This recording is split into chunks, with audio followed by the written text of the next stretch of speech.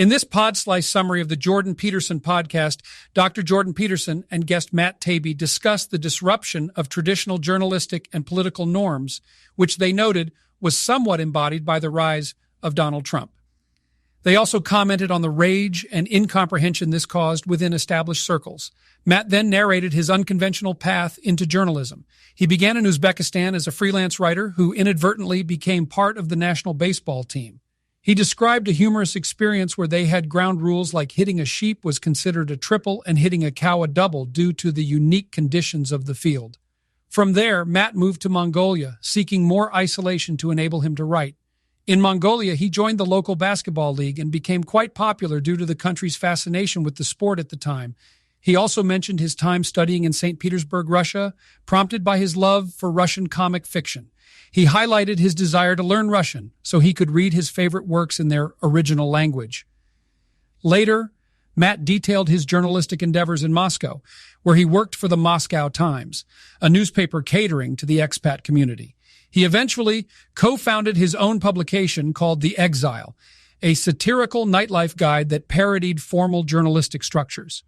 The discussion also touched on the freewheeling lifestyle and general lawlessness that characterized Moscow in the 90s.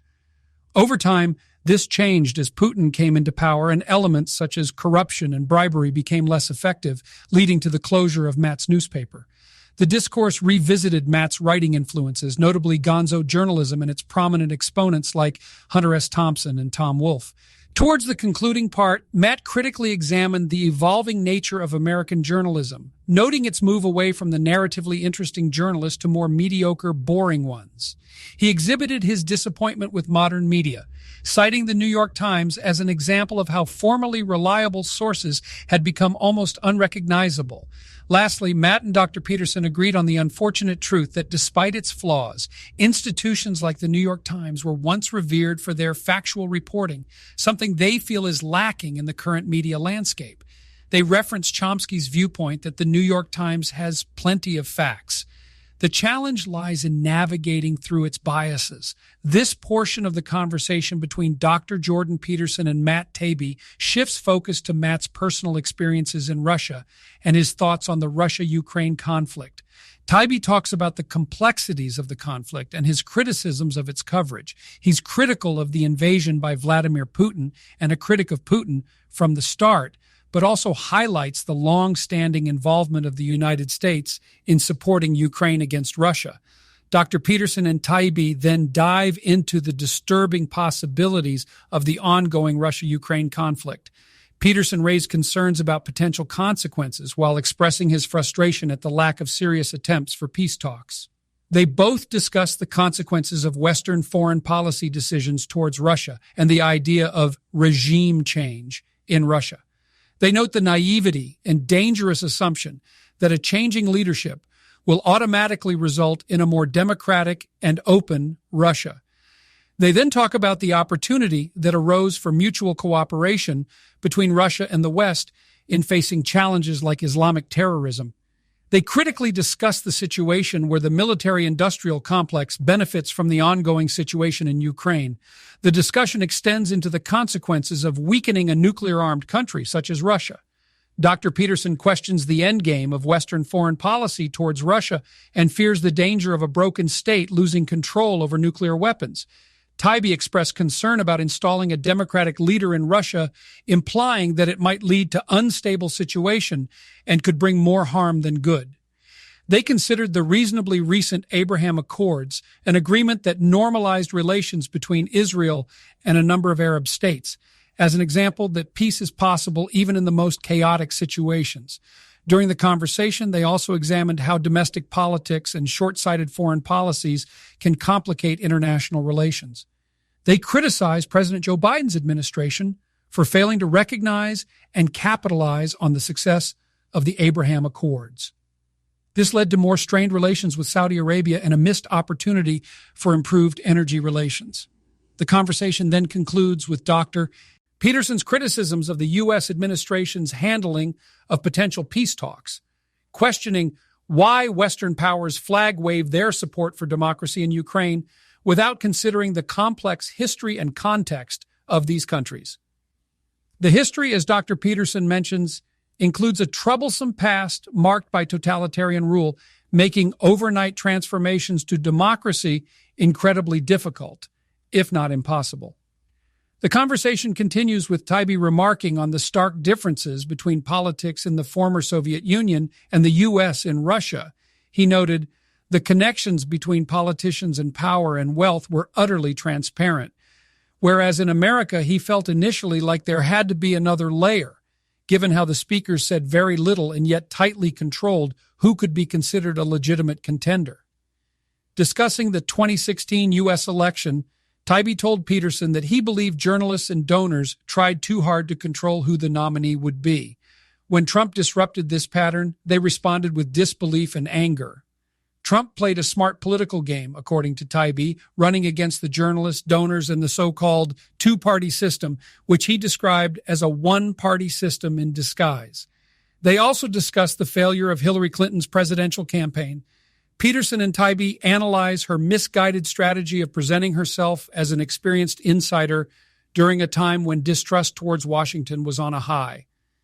Peterson compares this to Trump's approach, acknowledging how he astutely positioned himself as a champion of the working class, a strategy that saw him connect with people on a personal and direct level.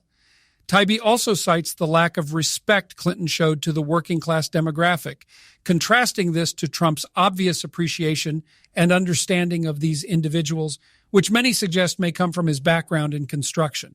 The discussion then shifts to an ad for Shopify before circling back to the topic of Trump's appeal. Peterson believes that people were drawn to Trump because they could visualize themselves in his position, whereas they could not do the same with other political figures. He points out from prior personal experience that people tend to vote based on their dreams rather than their reality, an insight that may shed light on Trump's unexpected appeal. Dissecting Clinton's failure, Taibbi recalls her 2016 campaign, where she chose to project herself as a representative of the white working class. Still, she then reverted to portraying herself as an experienced insider in Washington, which he believes was a strategic error. Taibbi referred to a Hunter Thompson metaphor about elks to describe this political blindness. He adds that Thompson likened politicians to male elks during mating season, so consumed by their instincts that they become oblivious to imminent threats or changes in their surroundings. In their continued discussion, Taibbi and Peterson delve further into the politics of candidates such as Robert F. Kennedy and Trump's recognition of the discontent within the United States. Taibbi brings to light Kennedy's appeal in that he was not Joe Biden, and the dislike from mainstream media outlets such as MSNBC and CNN served as positive advertisements for him. Taibbi credits this understanding to why Trump did so well in 2016.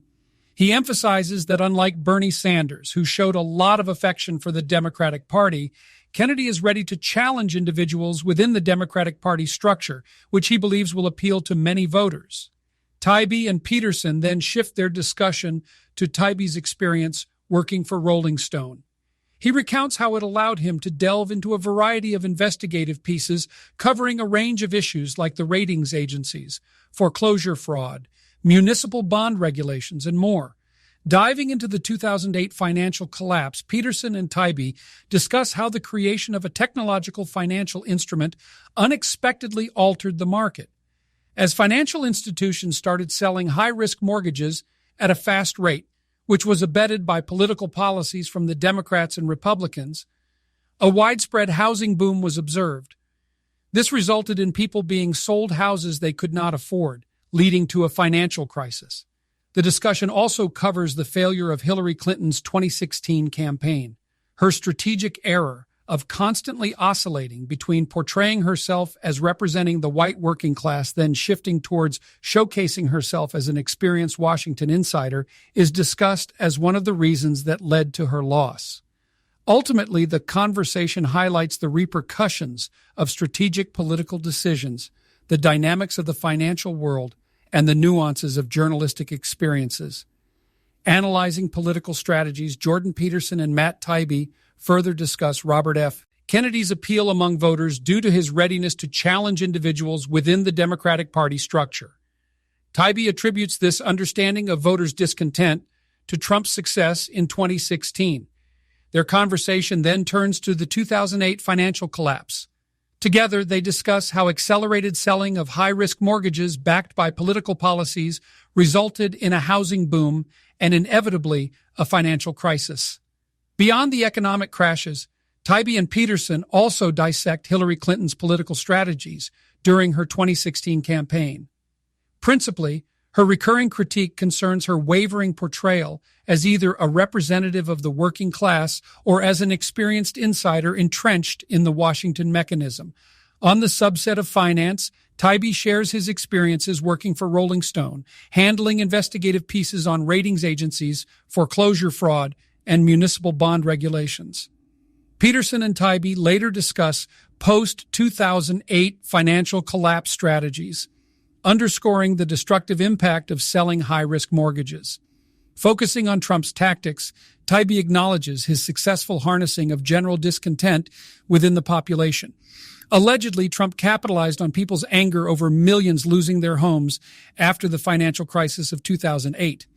Peterson raises the theory of woke capitalism, where high-flying capitalists may attempt to quell guilt over amassed wealth by advocating for environmental, social, and governance (ESG) values. The possibility of this stance being a form of superficial contrition is also discussed in view of the 2008 financial crisis aftermath. In their discussion of capitalism, both Peterson and Taibbi note an important dichotomy between the majority of honest businesses and the minority of dishonest actors.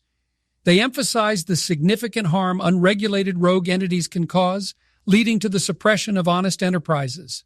Finally, discussing Trump's campaign experiences, Taibbi emphasizes how Trump used resentment toward various institutions to rally support. Peterson asks whether Trump was genuinely attempting to address populist concerns or merely stoking resentment for political gain. Reflecting on his coverage of Trump and Bernie Sanders, Taibbi distinguishes between Sanders' specific policy proposals and Trump's salesmanship that thrived on outrage and shared grievances. In this portion of the discussion, Taibbi and Peterson delve deeper into the interaction between politics, economic downturns, and public discontent. Taibbi sheds light on the numerous motivations that he believes may have influenced Trump's campaign, ranging from a desire to be a system reformer to a need to be liked, all wrapped up in a streak of mischief. Balancing his critique, Peterson notes that despite Trump's contentious persona, his administration steered clear of new wars, oversaw an economically prosperous period, and brokered significant international accords.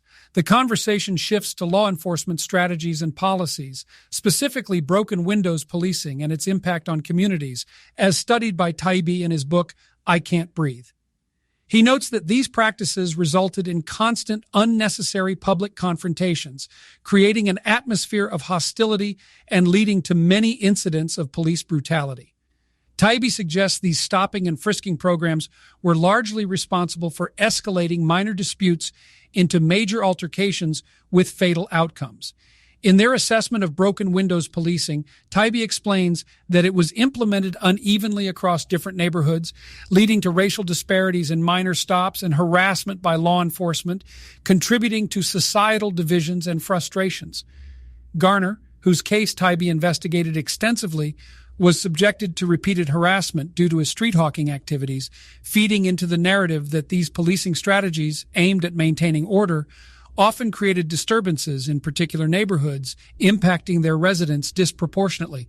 Peterson observes that despite evidence suggesting police are not more likely to use deadly force on black people than white people, the continual harassment, investigations, and stops disproportionately target certain racial communities. He brings attention to the fact that these issues need open, sensible debate to reach viable solutions. Transitioning to a discussion about Taibbi's book, Hate, Inc., Taibbi outlines the premise that the internet has significantly altered the news media structure, leading to a stratified and fractured media landscape. This has resulted in media outlets catering solely to their selected demographics, creating a divisive environment where audiences are only exposed to information catering to their pre-existing biases. During this segment, Taibbi and Peterson discuss the evolving face of journalism and the influence of the internet. Taibbi mentions the transition from the scarcity of commercial slots on conventional media to the limitless possibilities on the internet. He points out how this change has shifted the focus to subscription-based revenue, which unfortunately does not adequately support investigative journalism or foreign bureaus. They also discuss the impact of this on legacy media houses. The growth of commercial pressures has led to a degradation in their journalistic standards, resulting in a loss of audience trust. This trust factor is crucial, as an independent journalism landscape needs robust mainstream media to function effectively. This exploration leads them into a conversation about the Munk debates. Taibbi and Douglas Murray, advocating for skepticism towards mainstream media, argue against Michelle Goldberg and Malcolm Gladwell, who stand up for the virtues and procedures of legacy media. Taibbi believes that the procedural integrity of these media houses has greatly diminished, making subjects like Russiagate slip through unchecked. Addressing the Twitter files revelations, Taibbi shares his involvement in exposing the collaboration between government agencies and social media platforms to moderate content. This has sparked concerns about free speech and stirred ongoing debates about internet freedom and openness. During the exposure, the defenses ranged from nothing new revealed to not technically illegal. Still, Taibbi reiterates the necessity of having these practices out in the open rather than secret behind-the-scenes collaborations. This discussion unveils the struggle behind maintaining journalistic integrity amidst the swiftly changing media landscape, an environment increasingly challenging the boundaries between government, media organizations, and personal freedoms. Continuing the discussion, Taibbi delves into his experience with exposing the controversial collaboration between influential government bodies and social media platforms with the intent to regulate content, a move that has sparked significant concerns over the future of free speech. This revelation, dubbed Twitter Files, unpacked the intricate relationship between government, big tech, and free speech, giving rise to debates about online freedom, openness, and censorship. During his expose, the defense ranged from declaring that nothing new was revealed to claiming that the collusion was not technically illegal. Nonetheless, Taibbi stands firm in his belief that such practices should be discussed publicly, opposing backdoor collaborations that could potentially compromise the free exchange of ideas. The conversation then transitions into a retrospective of the Munk debates, where Taibbi joined Douglas Murray in a debate, advocating for a healthy skepticism towards mainstream media. Their opponents, Michelle Goldberg and Malcolm Gladwell, defended the virtues and procedures of legacy media. Taibbi argues that the procedural integrity of many of these media houses has been severely diminished, pointing out how certain issues like Russiagate managed to slip through without rigorous scrutiny. As an example of these changing media dynamics, Taibbi shares his own transition experience. Once upon encountering issues with his Twitter account, he reached out to Elon Musk, who had recently acquired the company. His account was promptly restored, yet this event underscores the complexity and implacability of the current media landscape, often described as a snake pit. Expanding beyond personal experiences, the discussion also touches on the worrying rise of authoritarianism during the pandemic and its impact on free speech and uncensored communication. Taibbi suggests that this outbreak of authoritarianism could pose a greater threat than the virus itself. Towards the end, Peterson hints at a soon-to-be-followed-up conversation with Taibbi where they plan to delve into more personal aspects of Taibbi's life. They plan to explore his transformation from an introverted child to the outspoken journalist and writer he is today. Furthermore, they aim to trace and understand the development of his multidimensional interests throughout his life. Peterson concludes this part of the podcast by expressing his appreciation to Taibbi, the film crew, and the Daily Wire Plus team for their contributions to the conversation. Check out the full podcast by clicking the link in the description below. Make sure to like, comment, and subscribe for more content like this. Thank you for listening to this podcast summary episode of The Pod Slice.